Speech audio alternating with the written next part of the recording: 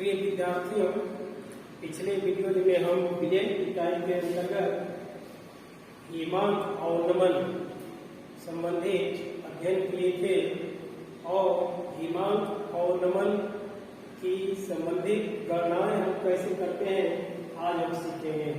कुछ प्रमुख दो उदाहरण हम आज के वीडियो में लेकर के उपस्थित हैं और इन उदाहरणों के माध्यम से हम ये जानेंगे कि हिमांक और नमन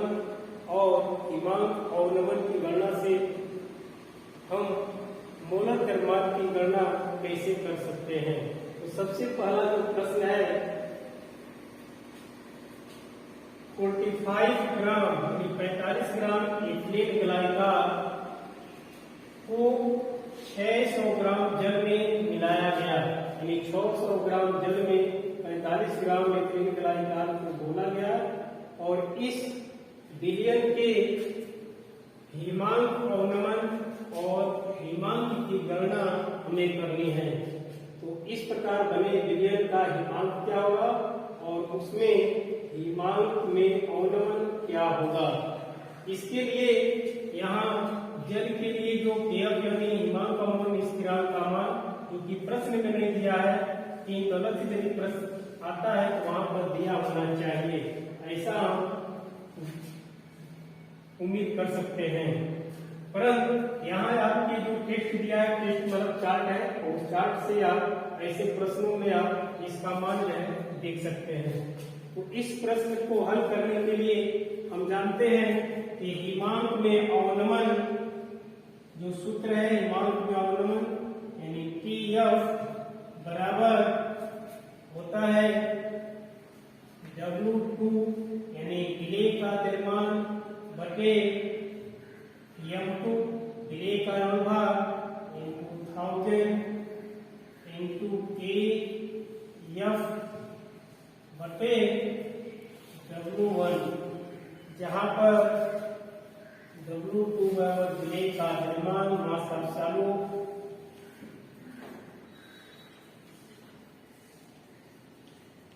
दिया हुआ है 45 ग्राम, वहीं M2 जो कि इथिलीन ग्लाइकॉल है, इसके लिए CH2OH डाइया, और इसका यदि हम और भाग ज्ञात करें तो कार्बन 2 है यानी 2 × 12 प्लस ऑक्सीजन 2 है तो 2 × 16 और प्लस हाइड्रोजन 2 2 4 2 6 यानी 6।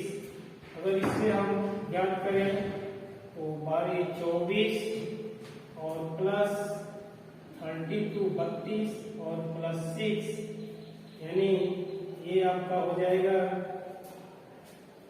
6 2 8 4 12 और 4 2 6।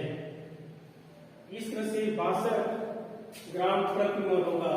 तो M2 का मान क्या है, ये 62 ग्राम हो गया और इसी अनुसार W1 का मान दिया हुआ है, विलायक जल का द्रव्यमान 600 ग्राम।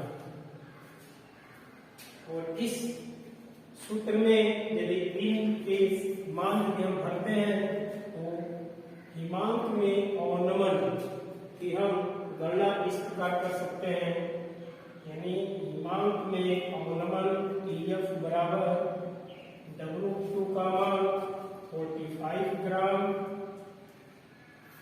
बटे M2 62 into 1000 और KF का मान 1.86।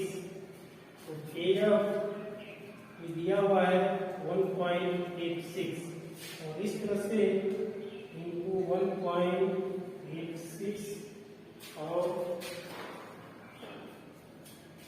यहाँ पर W1 का मान 600 ग्राम है। यदि इसे हम कैलकुलेट करते हैं तो 2 शून्य यहाँ पर कैंसिल हो जाएगा और यदि 6 से इसको डिवाइड करेंगे 0.6 18 6 31 और यहाँ पर इसे हम कैंसिल कर सकते हैं यहाँ पर ये हो जाएगा 238 दूनी 62 यानी 200, क्योंकि 2 पर दशमलव है 200। और यहाँ 200 यहाँ पर एक शून्य 2 शून्य यहाँ कैंसिल है, 45 यानी 450 अपॉन 200। और इसे यदि कैलकुलेट करते हैं तो ये हो जाएगा आपका 2.40 5 और 0 20 दूनी 40 और पुनः 20 2500। तो संभवतः इतना आप कैलकुलेट करके देख सकते हैं। 2 दूनी 4 और 2 दूनी 4 और 2 बचे 10, इतना आपका उतना यानी हिमांक में अवनमन प्राप्त होगा। और हिमांक में अवनमन हमें ज्ञात हो गया है। और दूसरा प्रश्न है इसमें हिमांक की गणना क्या होगी, यानी विलयन किस ताप पर यह क्रिय होगा। तो यहाँ पर हिमांक में हम जानते हैं कि जो जल का हिमांक बिंदु यानी जो शुद्ध जल का हिमांक है 273.15, उससे विलयन का हिमांक कुछ जो है कम होगा। अतः शुद्ध जल का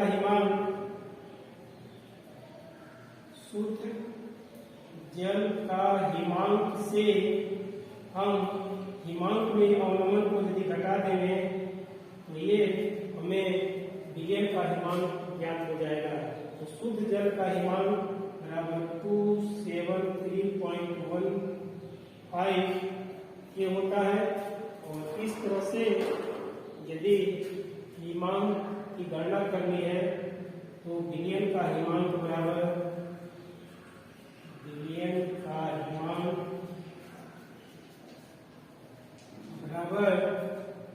273.15 के ऋणात्मक हिमांक में अवनमन 2.25 के।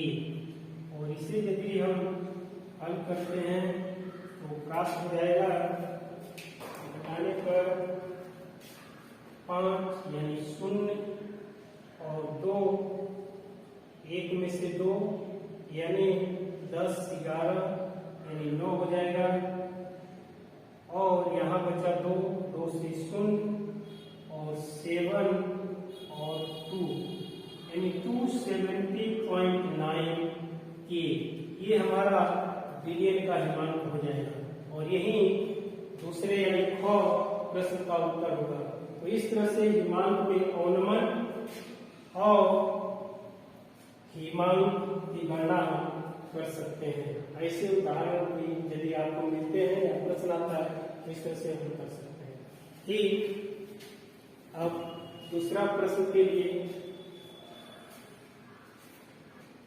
इसी प्रकार दूसरा प्रश्न है, एक विद्युत अनुपघट्य के 1 ग्राम को 50 ग्राम बेंजीन में घोलने पर इसके हिमांक में 0.4 की कमी होती है, यानी हिमांक में अवनमन 0.4 के होता है।